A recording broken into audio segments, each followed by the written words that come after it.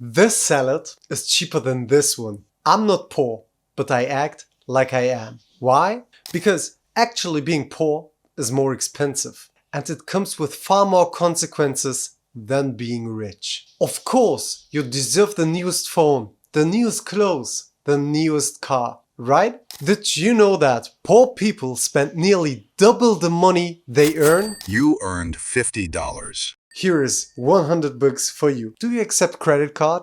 The first tip is get your feeling about money back. Think about your own life. You start working at a job, earning your first decent income. Obviously, you start spending your hard-earned money on stuff you enjoy.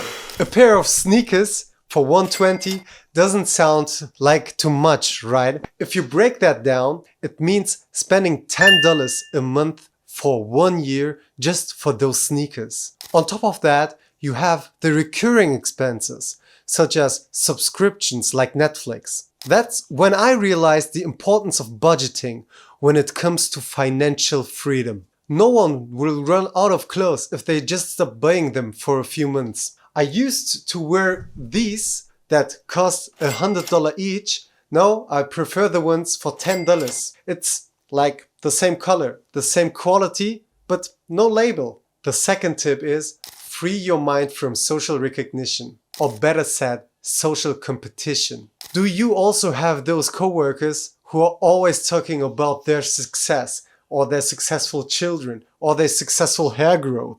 Back in the day, I subconsciously tried to compete with my car, my clothes, or with my assets. But here's the truth. No one talks about their depression, their problems, their fears, or their procrastination. Everything seems so perfect. This creates a burden as we are competing with an illusion. The third tip is let poverty be your teacher. Earning money comes with a certain amount of comfort. The illusion of job security and a slightly positive cash balance can make you think that you have enough money to spend and enough credit to consume. In this comfort zone, you might make decisions that aren't the best for your journey to financial freedom. There's a principle in mathematics called the local and global maximum. Reaching a local maximum might feel great because you think that you reached the top. But if you push through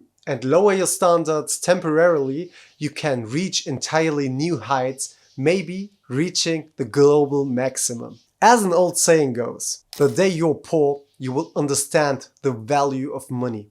Instead of being physically in that situation, I decided to put myself in a psychological state of poverty. By acting as you have limited resources, you force your brain to think differently.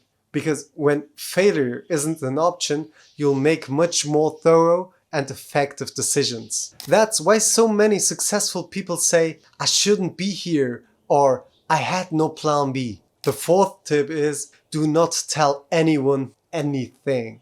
I've trained 99% of my life alone. Wealthy people observe, learn, and move in silence. Poor people, on the other hand, often shout their opinions and plans from the rooftops. Ever wondered why some of your colleagues have always the weirdest stories? Why is it always that one guy with the craziest stories? The reason we talk about our goals before starting to act is that we crave recognition. We want to impress people with our plans, but doing this lowers the likelihood of achieving those goals because we already get a taste of recognition in a kind of way. This pattern leads us to talk more and act less. Here's how David Goggins puts it. A lot of people now are talking. I hear so much talk. I don't hear a lot of work.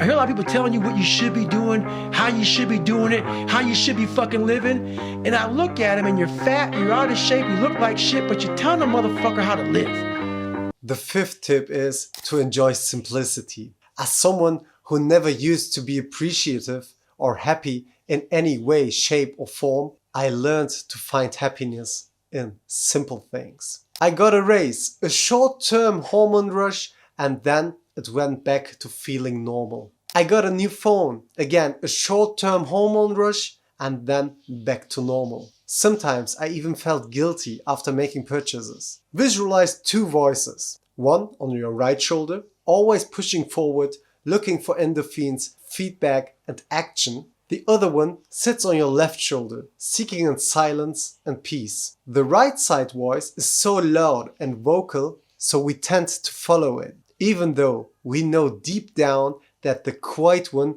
is the source of true happiness. The sixth tip is to detox from social media, because it programs us to believe success is about fancy cars, clothes and vacations. That's what influencers show us, right? Every day. But the really wealthy people are not like that. These people often have maybe a fat belly, take an unfancy vacation, drive an unfancy car and wear unfancy clothes. And actually, these are the ones who pay off debt as fast as possible, invest in the stock market and build businesses and grow their investments over time. Furthermore, they invest in themselves and expand their knowledge. You need to expand your knowledge as well on these topics. That is why financial education is so important. And what's the main asset you need for that? Time. The seventh tip is to fix things yourself. Are you the type of person who replaces an item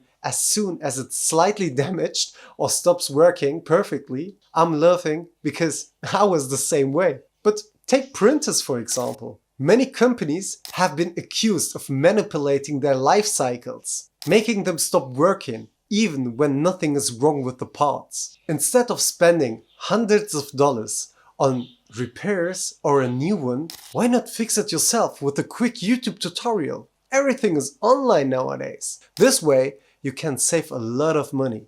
Plus, it builds confidence because you've actually accomplished something. And this is also how hobbies are created or businesses are started and wealth is generated. You try different things. Find something you enjoy, specialize in it and walk that path down. The eighth tip is be nice to everyone. Avoid the boy band effect. Why are poor people often kinder than rich people? Research shows that poor people are dependent on others, so they are more sensitive to their social surrounding. They understand that kindness creates bonds, and when you join forces, you become stronger. As people start to earn money, this mindset often fades. They start feeling independent and may even avoid their earlier surroundings. Sometimes they want to prove they can do it and succeed all alone, but this often leads to a harsh reality check. Think of the best boy bands or girl bands from the past. They often broke up to pursue their own dreams but failed. To avoid this boy band effect, be kind to everyone. The waiter who serves you, the cleaner working late in your office at night. This builds meaningful connections and keeps you grounded as well. It also ensures that when you need to network, you won't come across as needy or desperate. Just be yourself, be nice and keep moving forward. Do you have other tips for acting poor to create wealth? Share in the comment section down below. Like and follow for more. See you in the next one.